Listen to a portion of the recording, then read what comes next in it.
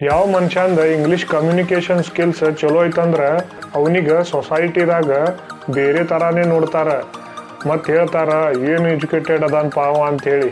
ದೋಸ್ತ ಖರೆ ಹೇಳ್ಬೇಕಂದ್ರೆ ನನಗೂ ಭಾಳ ಇಂಗ್ಲೀಷ್ ಮಾತಾಡೋದು ಚಲೋ ಅನ್ಸೋದಿಲ್ಲ.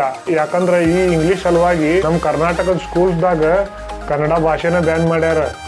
ಮತ್ತು ನಾವು ಅಪ್ಪಿ ತಪ್ಪಿನೂ ಕನ್ನಡ ಮಾತಾಡಿದ್ರಂದ್ರೆ ನಮಗೆ ಫೈನ್ ಹಾಕ್ತಾರ. ಏನು ಮಾಡೋಕ್ಕಾಗಲ್ಲ.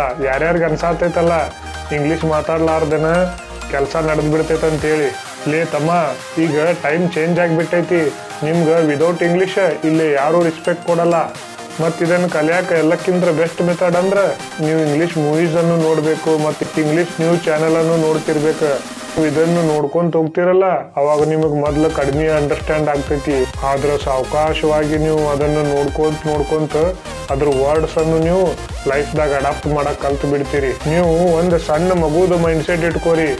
ಏನಂದ್ರೆ ಮಗು ಮೊದ್ಲು ಮಾತಾಡೋಕ್ಕಿಂತ ಮೊದ್ಲು ಕೇಳ್ತೈತಿ, ಲಕ್ಷ್ಯ ಕೊಟ್ಟು ನೋಡ್ತೈತಿ, ಆಮೇಲೆ ಮಾತಾಡಕ್ ಟ್ರೈ ಮಾಡ್ತೈತಿ.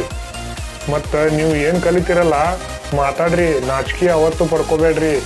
ಆದ್ರೆ ಇದೊಂದು ನೆನಪಿಟ್ಕೋರಿ, ನಾವು ಯಾವತ್ತಿದ್ರೂ ಫಸ್ಟ್ ಪ್ರಯಾರಿಟಿ ನಮ್ಮ ಕನ್ನಡ ಭಾಷೆಗೆ ಕೊಡ್ಬೇಕು. ಜೈ ಕರ್ನಾಟಕ.